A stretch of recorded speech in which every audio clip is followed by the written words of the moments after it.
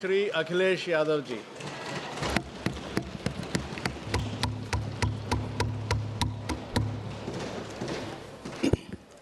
मैं सबसे पहले सभापति महोदय आपका मैं धन्यवाद देता हूं कि मुझे आपने बजट पे बोलने का समय दिया है। मैं तीसरा सदस्य इस पे बोल रहा हूं। मैं अभी में से पूर्व कांग्रेस पार्टी के नेता माननीय शशि थरूर जी जो बात कह रहे थे, उन्होंने बहुत सारे आंकड़े दिए हैं। सभापति महोदय, वही मिलते जुलते आंकड़े हमारे पास भी हैं। जब कभी जवाब आए तो शायद उन आंकड़ों का जवाब भी आए। और जब वो अपनी बातों को ख़त्म कर रहे थे तो वो एक शेर पढ़ के गए हैं। मिर्ज़ा गालिब का एक शेर पढ़ के गए हैं सभापति महोदय। सभापति महोदय, यही शेर अगर बीजेपी को पढ़ना होता तो बीजेपी कैसे पढ़ती? अगर यही शेर बीजेपी को पढ़ना पड़ता तो वो पढ़ते कि हमको मालूम है स्वर्ग की सच्चाई, लेकिन दिल को बहलाने के का गालिब ये ख्याल की जगह सोच अच्छा है। सभापति महोदय, यही फर्क है। सबका साथ, सबका विकास। सभापति महोदय, बोलने से पहले मैं जब बजट को देख रहा था और अक्सर सरकार को पिछले कई सालों से चलता हुआ मैं देख रहा हूं, मैं कहना चाहता हूं, क्यों झूठे ख्यालों में दिन रात करें, जो बनाते हैं हवा में बातों के महल, आओ उनसे कुछ जमीनी बात करें। सभापति महोदय, बजट आने से पहले और बजट आने के बाद पूरा देश और पूरे देश में ये बहस चल रही थी कि अमेरिका को लेकर के डील होने जा रही है। सभापति महोदय, मुझसे पहले अभी जो भारतीय जनता पार्टी की माननीय सदस्य बोल रही थी, और भारतीय जनता पार्टी का ये पक्ष है कि हम लोगों ने दुनिया में बहुत सारे देशों से फ्री ट्रेड एग्रीमेंट कर लिया है। सभापति महोदय, मैं भारतीय जनता पार्टी की सरकार से जानना चाहूँगा, अभी कितने देश और बचे हैं जिससे आप फ्री ट्रेड एग्रीमेंट नहीं कर पाए हैं? कुछ ऐसे भी देश बचे होंगे शायद जिनसे आपकी इच्छा होगी कि हम फ्री ट्रेड एग्रीमेंट कर लें। और सभापति महोदय, का फ्री ट्रेड एग्रीमेंट हो भी जाते हैं।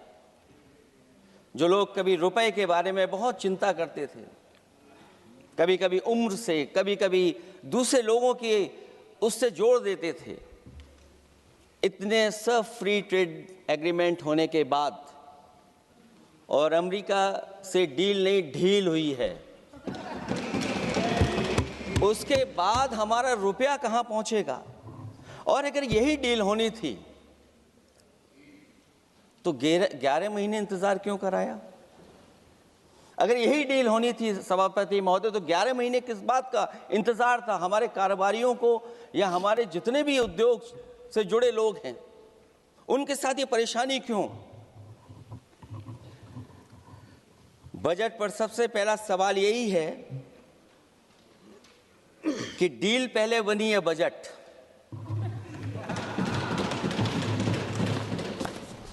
और बजट का हलवा यहां ज्यादा बटा के वहां। सभापति महोदय, स्वदेशी, आत्मनिर्भर, ये शब्द तो बहुत अच्छे लगते हैं, लेकिन जब डील हो गई है तो क्या इस बजट को लाने से पहले आत्मनिर्भरता और स्वदेशी को अपने अपने शब्दकोश से हटा दिया है, या इसको उल्टे अर्थ में विलोम शब्दकोश में डाल दिया है? और ये डील नहीं है जो हम आप सब समझ पा रहे हैं। शायद सत्ता पक्ष के लोग ये नहीं समझ पा रहे होंगे, लेकिन पूरा देश समझ रहा है कि हमने अपना बाजार एक बार और खोल दिया है। $500 बिलियन का व्यापार एक तरफा, हमारे आत्मनिर्भरता कहां जाएगी? स्वदेशी नारा हमारा कहां जाएगा? हमारे देश की जनता भाजपा से कह रही है कि जहां तक हमें मालूम है डील एक तरफा नहीं होती है। क्या ये बनी वहां पहुंची यहां जहां जैसे कोई एक पक्षी मान रहा हो? जनता भाजपा से यह भी जानना चाहती है कि 0 बड़ा के 18।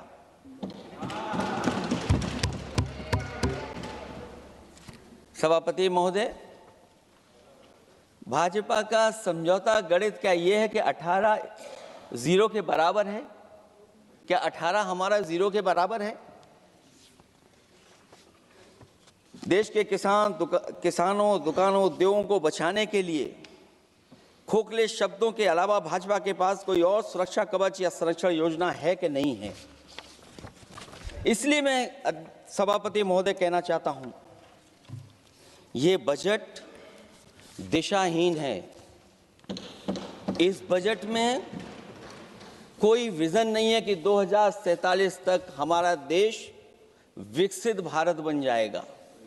और हम जैसे लोगों को, समाजवादियों को तो सरकार से पहले ही उम्मीद नहीं थी, और जिस सरकार से उम्मीद ना हो उसकी बजट से क्या उम्मीद होगी? इस बजट में पीडीए के लिए कुछ भी नहीं है। कोई योजना दलित, पिछड़ा, महिला, गरीब, अल्पसंख्यक या नवयुवक के विकास के लिए नहीं लाई गई है। ऐसा लग रहा है कि सरकार ने इनके बारे में सोचना ही छोड़ दिया है। और अगर जीडीपी हमारी 7% है और नॉमिनल जीडीपी की ग्रोथ केवल 8% है, जो कि लगभग 12% होनी चाहिए थी, इसके कारण लोगों के हाथ में कम पैसा है। और कारण यह भी लगता है कि हमारा प्राइवेट इन्वेस्टमेंट नहीं आ पा रहा है।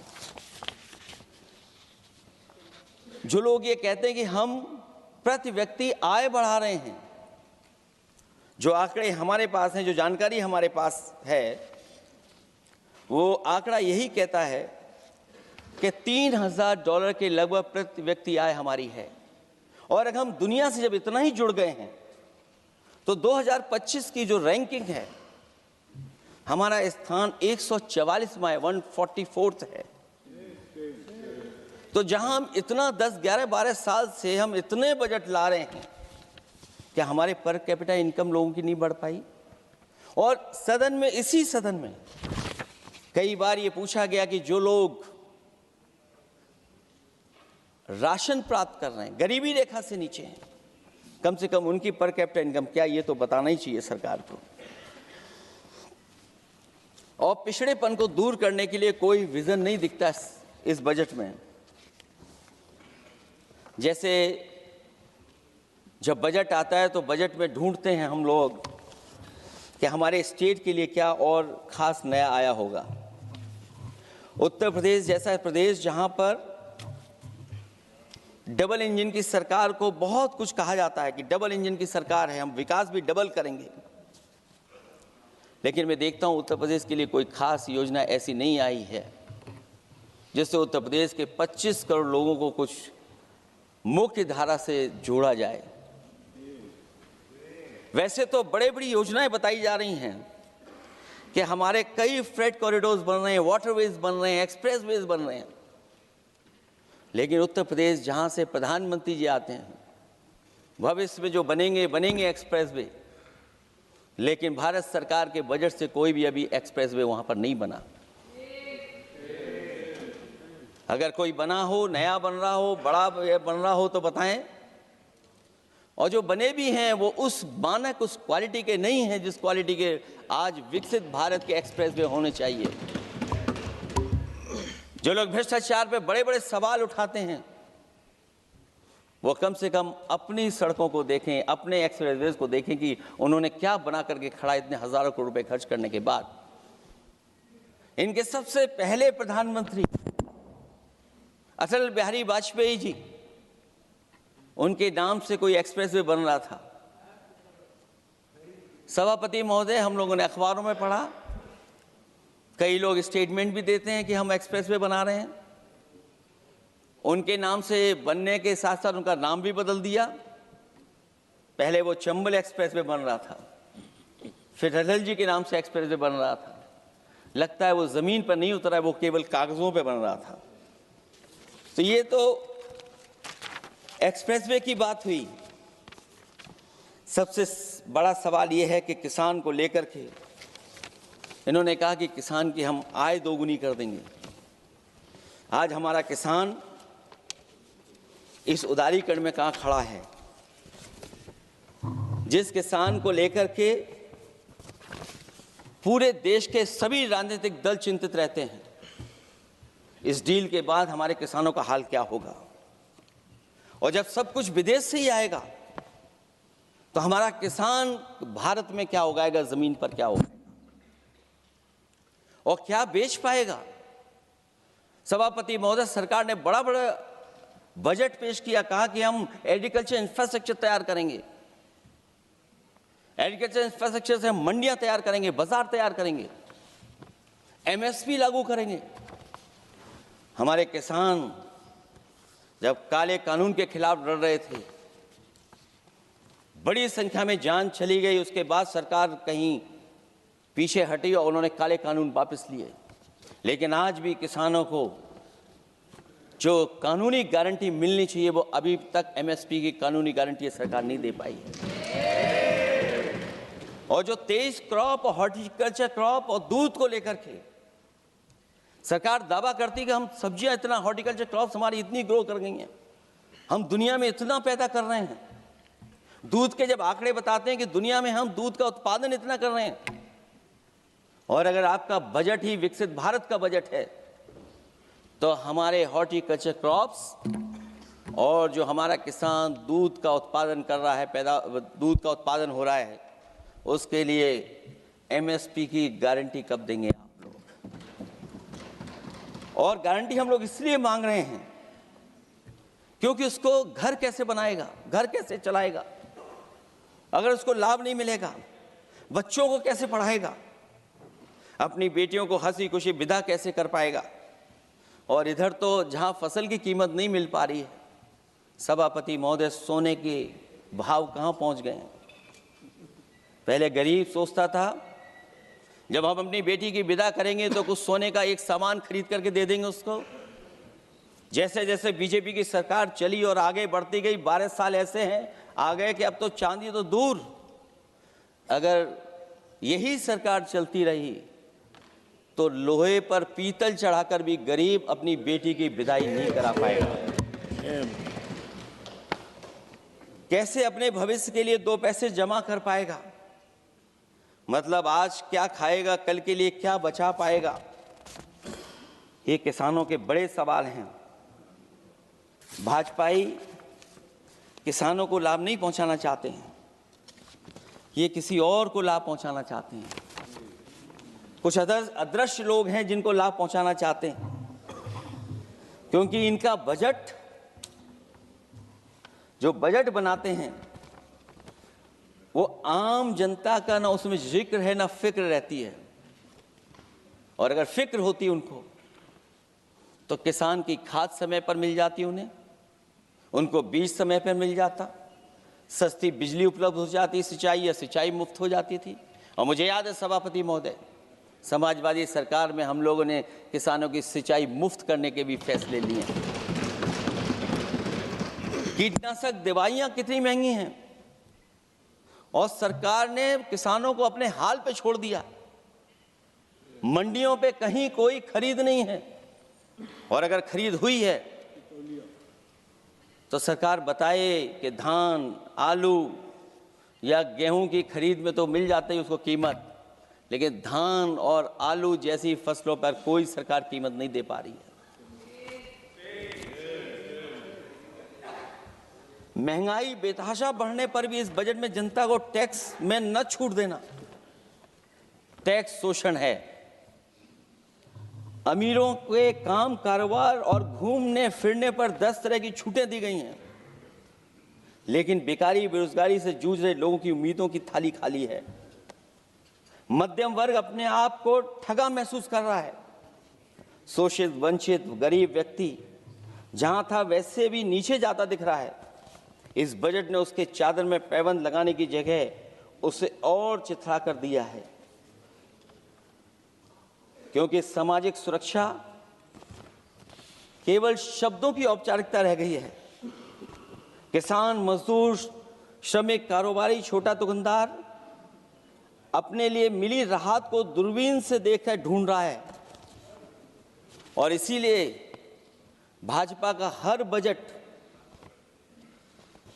1/20 का बजट मानते हैं, क्योंकि वो 5% लोगों के लिए ही होता है। अच्छे बजट की होती हैं 3 पहचान: गरीब की तरक्की, खुशहाली और मुस्कान। शायद इस बजट ने तीनों चीजों को छीनने का काम किया गरीबों से। दूसरा विषय है स्वास्थ्य को लेकर के बहुत हमारा गरीब समय समय पर परेशान रहता है।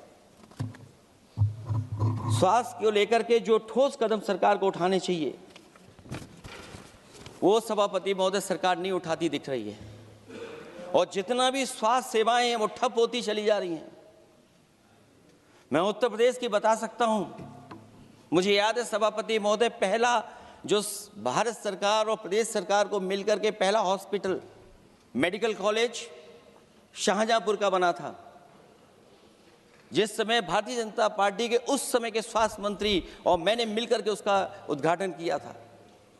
उसके बाद जो प्रचार में तो ये बहुत आगे हैं, प्रचार में तो ये कहते हैं कि हर डिस्ट्रिक्ट में हर हॉस्पिटल, हर डिस्ट्रिक्ट में एक हॉस्पिटल या मेडिकल कॉलेज, लेकिन सच्चाई तो ये है कि इन हॉस्पिटलों में इलाज नहीं है, दवाई नहीं है, ऑपरेशन के लिए कहाँ जाना पड़ता है, भटकना पड़ता है।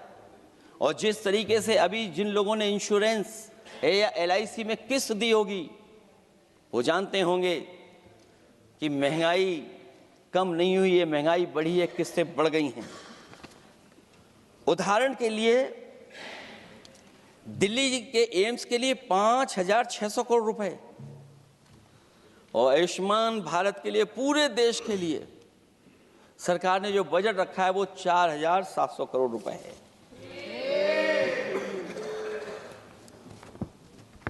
सुनते हैं पहले उपवन में हर ऋतु में बहार गाती थी, कलियों का तो कहना ही क्या, मिट्टी में खुशबू आती थी। ये भी ज्ञात हमें उपवन में कुछ ऐसे भौरे आए थे, सारा चमन कर दिया मरघट, अपने साथ जहर लाए थे।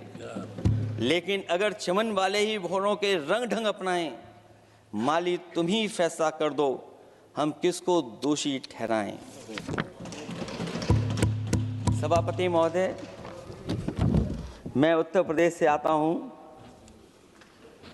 जहां पर प्रधान संसदीय क्षेत्र है।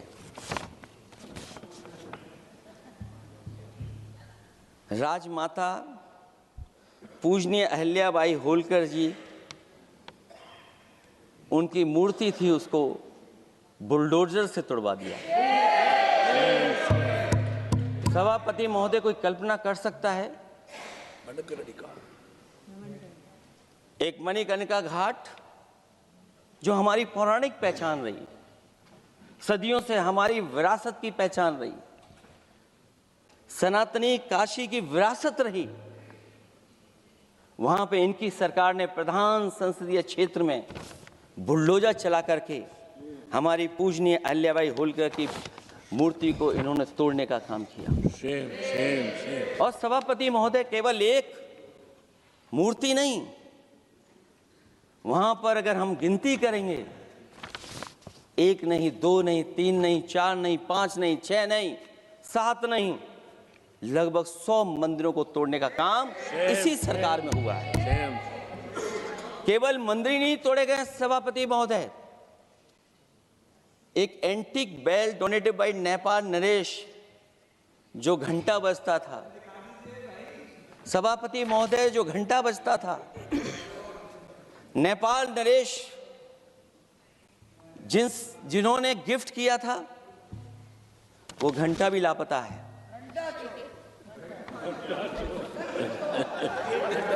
केवल घंटा ही लापता नहीं है।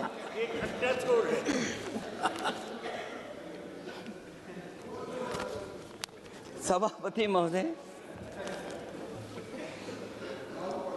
नमामि गंगा को लेकर के हमारे कानों में अभी भी वो बातें गूंजती हैं कि माँ गंगा ने मुझे बुलाया है। क्या बात है कि पिछले 11 साल से माँ गंगा ने बुलाया ही नहीं किसी को। माँ गंगा बह रही हैं, जो उसके पैरामीटर्स हैं, जिस पैरामीटर्स को हर दिन नापा जाता है, उसमें डिसॉल्व ऑक्सीजन, सीओडी, बीओडी और तमाम पैरामीटर्स आज किस हालत में है माँ गंगा। कोई कह रहा था कि अब गंगा बहकर के दूर तक जाएंगी, लेकिन शायद वो ही नहीं जानते होंगे कभी कभी उल्टी गंगा भी बहती है। जब उल्टी बहेगी तो यूपी के आते आते आप बाहर हो जाएंगे। सभापति महोदय, नमामि गंगा, माँ गंगा में जुड़ने वाली नदियां, वरना नदी को एक संरक्षण कैसे हो, ब्यूटिफिकेशन कैसे हो, रिवर फ्रंट कैसे बने, उसकी शुरुआत की थी। लेकिन सभापति महोदय, इनकी बुलडोजर सरकार ने उसका काम रोक दिया। काली नदी किस हालत में है। यमुना के बारे में दिल्ली की सरकार जब बनानी थी तो कहा कि हम दुनिया का सबसे बेहतर रिवर फ्रंट बनाएंगे यमुना पर। इसी राजधानी में कहा गया। आज बताइए यमुना की हालत क्या है।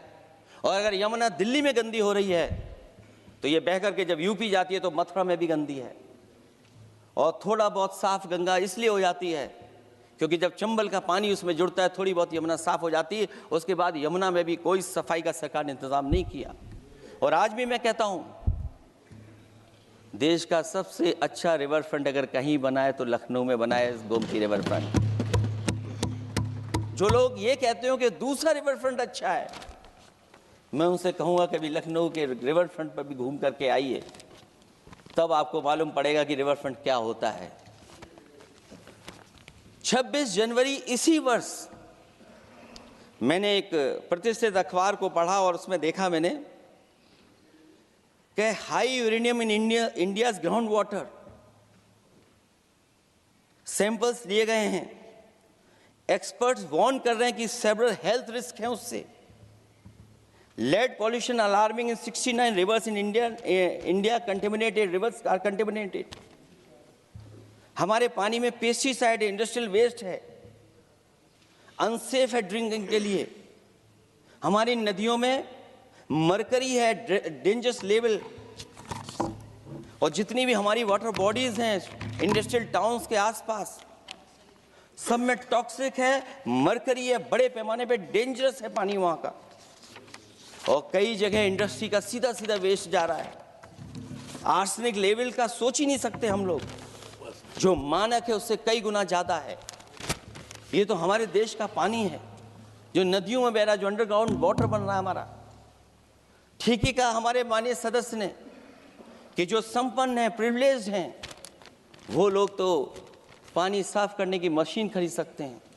हमारा गरीब क्या खरीदेगा। गरीब की हेल्थ को कितनी परेशानी और रिस्क है। यहां तक कि अंतर्राष्ट्रीय प्लेटफॉर्म पर हमारे देश को भी सुनना पड़ा एक प्रतिष्ठित चैनल पर कि आपके देश में इन्वेस्टमेंट क्यों आएगा, क्योंकि वहां आ ही नहीं सकता है, क्योंकि आपकी हवा खराब है। सोचिए, देश का पानी खराब हो, और ये मैं नहीं कह रहा हूं, पानी खराब सरकार को मालूम है, नहीं मालूम है, लेकिन जो प्राइवेट कंपनियां हैं जिनको अपना पानी बेचना है, तो वो बता रही हैं कि आपके भारत के पानी में क्या क्या है। और ये बात गलत है तो सरकार ऐसी कंपनियों पर प्रतिबंध क्यों नहीं लगाते हैं कि इस तरह अपनी कंपनियों का सामान बेचने के लिए झूठा प्रचार कर रही हैं। जो चर्चा होने लगती है हवा खराब है, हालांकि उत्तर प्रदेश आते आते सरकार की भी हवा खराब हो जाती है।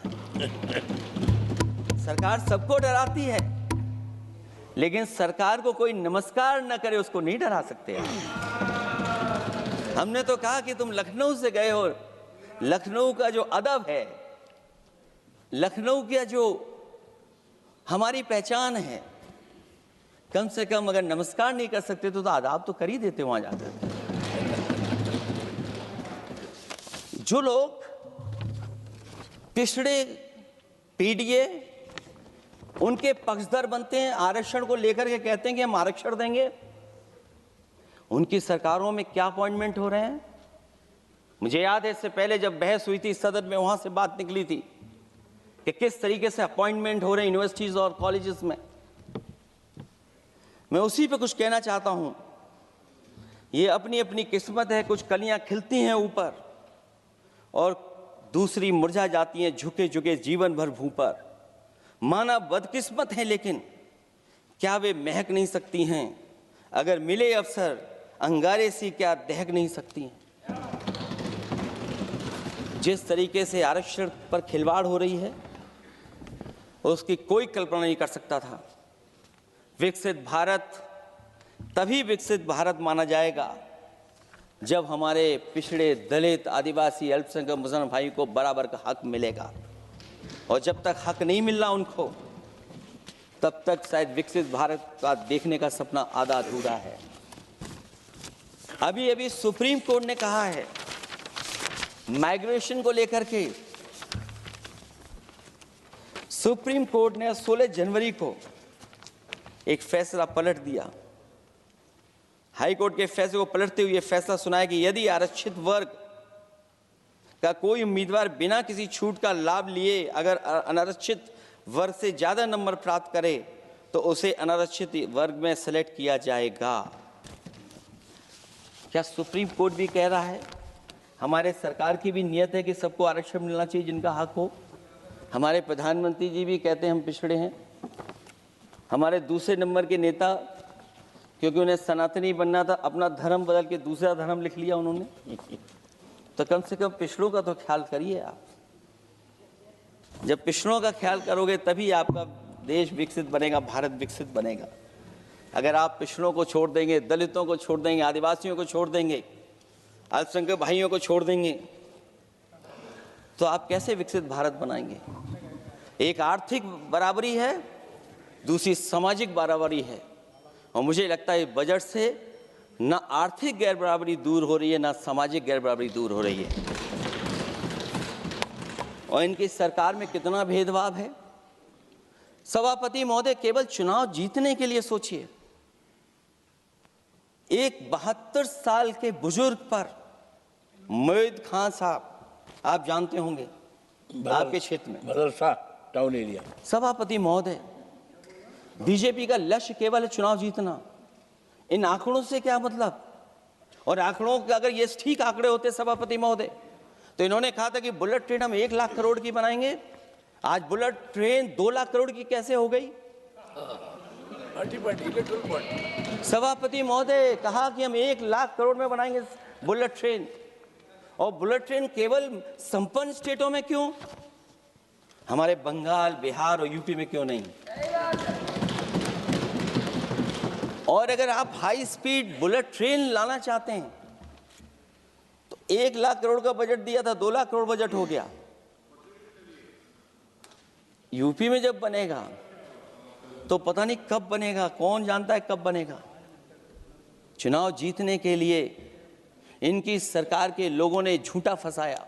ये सब जुमला है, जुमला। झूठा फंसाया, और इसलिए फंसाया कि वो मुस्लिम है, इसलिए फंसाया। 72 वर्ष के बुजुर्ग को 19 महीने जेल में रखा गया। समाजवादी पार्टी को बदनाम किया गया, और केवल इसलिए कि चुनाव जीत जाए आप, अयोध्या का चुनाव जीत जाए, क्योंकि अयोध्या का चुनाव हारे थे आप लोग। मैं अयोध्या की महान जनता का धन्यवाद देता हूं कि उन्होंने कम्युनल पॉलिटिक्स का समापन किया है। वो विकास के रास्ते पे जाना चाहते हो। मैंने पहले भी कहा, फिर कहता हूं, आपका विकास अयोध्या का तो मैं जानता हूं कैसा है, क्योंकि लोगों ने काशी को क्यूटिव बनते नहीं देख पाए। अगर हम सब सदस्य हैं और हमारे प्रधान संसद के संसदीय क्षेत्र को अगर हम क्यूटिव न बना पाए, आप विरासत मिटा रहे हैं वहां पर। कई सौ पुरानी दाल मंडी जिसमें केवल वोट नहीं मिलता, इसलिए दाल मंडी को आप डिमोलिश कर देंगे आप। अल्पसंख्यक बनारस और इसको अयोध्या को जीतने के लिए 72 वर्ष के एक व्यक्ति को झूठा केस लगाया, झूठा फंसाया, जेल भेज दिया। और न केवल उसको जेल भेजा बल्कि उसकी दुकानें और उसकी बेकरी पर भी बुलडोजर चला दिया आपने। क्या डेमोक्रेसी में हमारे बुलडोजर का कोई स्थान है क्या? हाई कोर्ट कहता है कि आप फैसला सुना सकते हैं क्या? कोर्ट कहता है कि आप कौन हो गए फैसला सुनाने वाले लोग? और फिर आप लोग कहते हैं कि हर घर जल और नल। सभापति महोदय, इन्हीं के विधायक ने मंत्री जी को घेर लिया, इन्हीं के विधायक ने मंत्री जी का अपहरण कर लिया और ये कहते हैं कि हम तो, हमारे कोई अराजकता नहीं है। ये कहते हैं इन्वेस्टमेंट लाएंगे, हम एमओयू साइन करेंगे। सभापति महोदय, देश के प्रधानमंत्री, देश के सबसे बड़े उद्योगपति उत्तर प्रदेश पहुंचे थे, एमओयू साइन किए गए, लाखों करोड़ के एमओयू साइन हुए। और एमओयू साइन होने के बाद जमीन पर कितना उतरा ये बताए सरकार। एमओयू के बाद सरकार बताए कितना जमीन पर उतरा है। इन्होंने जब कश्मीर का 370 हटा रहे थे सभापति महोदय, हाँ ना, बजट ही है ये एमओयू में, क्योंकि इंसेंटिव अगर नहीं देंगे तो कौन आपका इन्वेस्टमेंट लाएगा? ये राज्य का विषय नहीं है सभापति, राज्य से प्रधानमंत्री आते हैं। और आपने ये कहा कि प्रधानमंत्री के क्षेत्र में हमने देश में कहा कि हमने 1000 किलोमीटर मेट्रो बिछाई है। आपने देश के प्रधानमंत्री के क्षेत्र में क्यों नहीं मेट्रो बिछाई? क्यों नहीं बिछाई आपने? आपने देश के प्रधानमंत्री के क्षेत्र को एक्सप्रेस वे से क्यों नहीं जोड़ा आपने? क्योंकि आपके पास बजट नहीं है। अटल बिहारी वाजपेयी जी के आपने नाम से एक्सप्रेस वे क्यों नहीं बनाया, बताइए आप? ये बजट नहीं है आपके पास।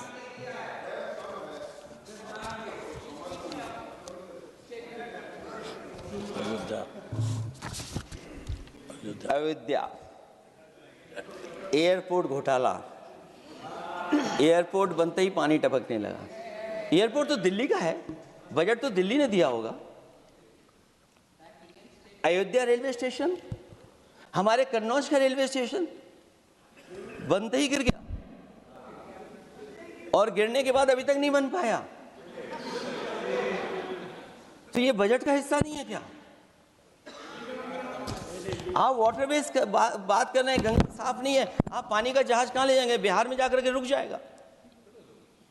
पिछली बार भी एक पानी का जहाज चला था, बनारस से जाते ही बिहार में रुक गया, जाकर के पटना भी नहीं पहुंच पाया। Rampath, sewer line smart city का हिस्सा है। आपका स्मार्ट सिटी कैसा है? इंदौर में पानी पीने से कितने लोगों की जान चलेगी सभापति महोदय? और कोई शहर बता दीजिए जहां पर कूड़ों का ढेर ना हो। जब देश के प्रधानमंत्री ने झाड़ू उठाया हो और उसके बाद भी कहीं कूड़ा ना हटे सभापति महोदय।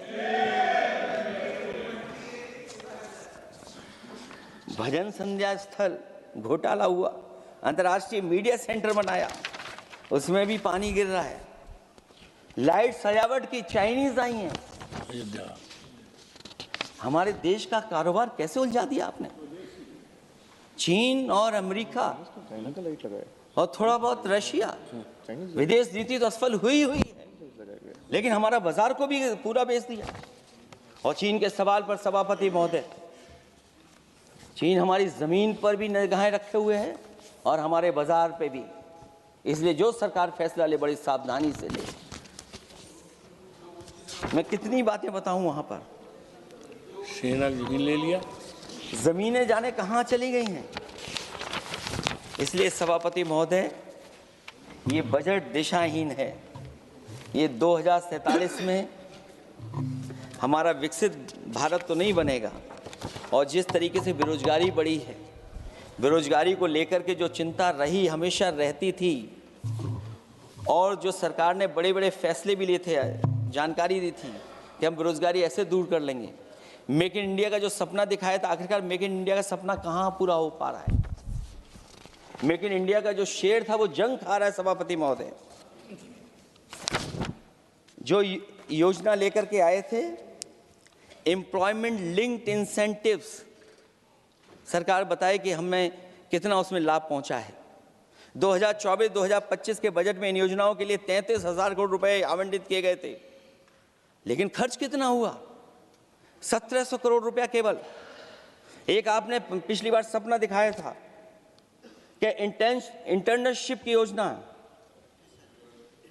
इंटर्नशिप वाली योजना जो घोषित की, जिसके लिए 10,000 करोड़ रुपए आवंटित किए थे आपने, लेकिन उसमें खर्च कितना हुआ है? 500 करोड़ रुपया। और जो लक्ष्य रखा था आपने रखा था 5 साल में 1 करोड़ लोगों को, लेकिन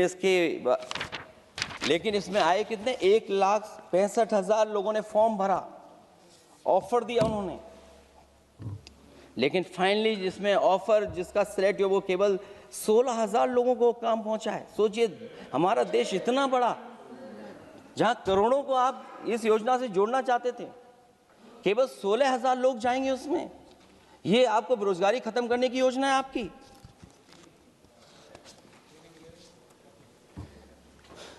माननीय वित्त मंत्री जी के सदन के सामने स्थिति स्पष्ट करनी चाहिए कि मनरेगा एक महत्वपूर्ण योजना थी जिसमें गरीबों को ग्राम स्तर पर रोजगार मिलता था, राइट टू वर्क के अनुसार थी। इस योजना को समाप्त करते हुए आपने क्या नाम रखा है? बीबी राम जी। और हमारे राम जी कहाँ बैठे हैं? कहाँ है हमारे राम जी? पीछे बैठे, जिन्हें बचपन से हम देखते आए राम जी। ये हमारी खुशकिस्मती है कि राम जी सदन में बैठे हैं, लेकिन आप राम जी का अपमान कर रहे हैं। आपको उनको यहाँ नहीं बैठा सकते, आपको यहाँ बैठाना चाहिए नंबर 2 पर। अगर आप सच्चे मायने में सभापति महोदय बीपी राम जी, आप कृपया देखिए, वित्त मंत्री राम जी को ही नहीं जानती हैं। अखिलेश जी हे भगवान, अखिलेश जी आप कृपया बजट पे आ जाइए। आप कृपया बजट पे आ जाइए अखिलेश जी। सभापति महोदय, बजट पे आइए, बजट पे आइए। एक मिनट, क्या बोले? फिर बोलना दोबारा। नहीं, आप बजट क्या बोलिए? नहीं, सभापति जी बोलिए। नहीं सभापति महोदय, नहीं, जिन्होंने गोली चलाई वो आपका राम मंदिर बना रहे हैं। सभापति महोदय, जिन्होंने गोली चलवाई वो राम मंदिर बनवा रहे हैं। अगर कुछ पता ना हो तो जाकर के पूछ लेना, पता कर लेना। आधी अधूरी जानकारी के साथ मत आया करो यहाँ पर। अब आप बताइए सभापति महोदय, बीवी राम जी नाम बदल दिया आपने। यूपी जैसा बड़ा स्टेट, उसको क्या मिलेगा अब, जहां पर 1,000 ग्राम सभाएं अर्बन हो गई हैं। जब 1,000 ग्राम सभाएं अर्बन हो गई हैं और 40% व्यय प्रदेश सरकारों पर डाल दिया गया है, ये स्कीम कैसे चलेगी आपकी? मैंने पहले ही कहा था कि एमएसपी की लीगल गारंटी मिलनी चाहिए। और जिस तरीके से किसान आत्महत्या कर रहा है, एनसीआरबी के आंकड़े सरकार के पास होंगे कि किसान कितनी आत्महत्या कर रहा है। जिन्होंने ये कहा कि 2022 तक हम दोगुनी आय कर देंगे। आप बताइए, आलू की पैदावार की क्या आय दोगुनी हो गई? धान की पैदावार करने वाले की आय दोगुनी हो गई। आपको गाय से बहुत प्रेम है। हमारे क्षेत्र में खुद एक काऊ मिल्क प्लांट बना, यूपी का पहला काऊ मिल्क प्लांट। आपकी सरकार ने उसको बंद कर दिया। आप कहते गाय की सेवा करो, लेकिन पहला यूपी का काऊ मिल्क प्लांट वो आपसे बंद हो गया। अगर शायद हम ऊंट के मिल्क की चॉकलेट बना रहे होते उस प्लांट से, तो वो प्लांट चलता रहता। आय दोगुनी कितनी हुई है बताएं सरकार? मत्स्य पालन और पशुधन विकास की तरफ सरकार का कोई ध्यान नहीं है। सरकार का कहना है कि वित्त अच्छी हुई है, लेकिन क्या कारण है कि एफडीआई में लगातार कमी आ रही है? विदेशी इन्वेस्टर्स क्यों बाहर ले जा रहे हैं? भारत में इन्वेस्ट करने के लिए क्यों नहीं इच्छुक हैं? और शेयर मार्केट क्यों इतनी जल्दी गिर जाता है? रुपए के मूल्य में डॉलर के विरुद्ध निरंतर गिरावट आ रही है। और इसके बाद सभापति महोदय, इस डील और ढील के बाद हमारा रुपया कहां होगा, ये सरकार जरूर बताए हमें। मैन्युफैक्चरिंग में कोई सुधार नहीं हो रहा है। अभी भी हम जीडीपी के 15% पर मैन्युफैक्चरिंग पर निर्भर हैं, जबकि मैन्युफैक्चरिंग के शेयर मेक इंडिया के अनुसार अभी तक 25% होना चाहिए था। इससे स्पष्ट लगता है कि मेक इन इंडिया, आत्मनिर्भर भारत और पीएलआई योजना सफल नहीं हो पाई हैं और उसी का परिणाम है कि आज हमारे नौजवानों को रोजगार और नौकरी नहीं मिल पा रही है। सरकार उद्योगपतियों के साथ खड़ी है। सरकार द्वारा लेबर कोड्स लाए गए हैं, जिन लेबर रिफॉर्म्स के रूप में दर्शाया जा रहा है वो लेबर कोड एम्प्लॉयर के हित में है, लेबर के पक्ष में नहीं है और मजदूरों के नहीं है। अब अधिकांश उद्योगों द्वारा लेबर को कोई भी नौकरी से निकाला जा सकता है। इतना तानाशाही होगी कि जब चाहेंगे तब निकाल देंगे। उनके 8 घंटे से अधिक काम कराया जा सकता है। परमानेंट एम्प्लॉयमेंट की बजाय कॉन्ट्रैक्चुअल एम्प्लॉयमेंट की व्यवस्था की है सरकार ने। सोचिए, यही सरकार है कि सबका साथ सबका विकास। एयर पॉल्यूशन को लेकर के मैं पहले ही कह चुका हूँ और शहरी विकास तो इनका मैंने क्यूटो को मैं देखा है, इसलिए उस क्यूटो के बारे में मैं ज़्यादा नहीं कहना चाहता हूँ। अंत में मैं इतना ही कहूँगा कि स्वास्थ्य और शिक्षा के केवल 10% और 14.2% बजट बढ़ाया गया है, जबकि पिछले वर्ष का पूरा बजट इन दोनों मदों में खर्च ही नहीं किया गया है। आखिरकार सरकार बताएगी खर्च क्यों नहीं हुआ, आखिर क्या कारण है, किसकी वजह से खर्च नहीं हुआ है। जल जीवन मिशन में 50,000 करोड़ रुपए खर्च नहीं हो पाए हैं और प्रधानमंत्री आवास योजना में 40,000 करोड़ रुपए, और हमारे देश के प्रधानमंत्री ने गांव गोद लिया था। वो लगता है उस गांव को अनाथ छोड़ दिया है प्रधानमंत्री जी ने, वो गांव ही अनाथ छोड़ दिया है। आरबीआई के डेटा के अनुसार इनकम में जो नीचे 80% हैं, उनकी इनकम का शेयर 36% से घट करके 32% हो गया है और हर वर्ष में रियल वेजेस 2% कम हो रही हैं। आखिरकार इसका कारण क्या है? मुझे उम्मीद है सरकार बताएगी कि इसका कारण क्या है कि जिसकी वजह से लगातार गिरावट होती जा रही है। मैं रैंकिंग में नहीं जाना चाहता हूं कि हमारी रैंकिंग कहां है, गैर बराबरी की रैंकिंग में हम कहां पहुंच गए हैं, हम कितना नीचे पहुंच गए हैं। जो तरह तरह की रैंकिंग समय समय पर आती हैं, उन रैंकिंग के बारे में सरकार को ज़रूर पता होगा कि हम एजुकेशन इंडेक्स में कहाँ हैं दुनिया में, हम हेल्थ इंडेक्स में कहाँ हैं दुनिया में, और जो एयर क्वालिटी के इंडेक्स है उसमें हम दुनिया में कहाँ हैं। इसलिए सभापति महोदय, मैं अंत में इतना ही कहना चाहता हूँ कि ये बजट दिशाहीन है। 2047 तक विकसित भारत तो नहीं बनेगा, लेकिन हमारे गरीबों के साथ बहुत अन्याय होगा। जिस तरह एआई पे बात की गई है, एआई अगर अच्छाई और भलाई के लिए हो तो अच्छी बात है, लेकिन पता नहीं भारतीय जनता पार्टी पे कितना रिसोर्सेज हैं कि एआई और जितना भी हमारा वो है जो बजट है, वो सबसे ज़्यादा खर्च वो करते हैं दूसरों को बदनाम करने के लिए। इसलिए इन्हीं शब्दों के साथ मैं सभापति महोदय का धन्यवाद देता हूँ। मैं उम्मीद करता हूँ कि सरकार इस बजट को गरीबों की तरफ मोड़ेगी, पीडीए के लोगों की तरफ मोड़ेगी, जिससे वो भी मुख्य धारा में खड़े हो सकें। बहुत बहुत धन्यवाद।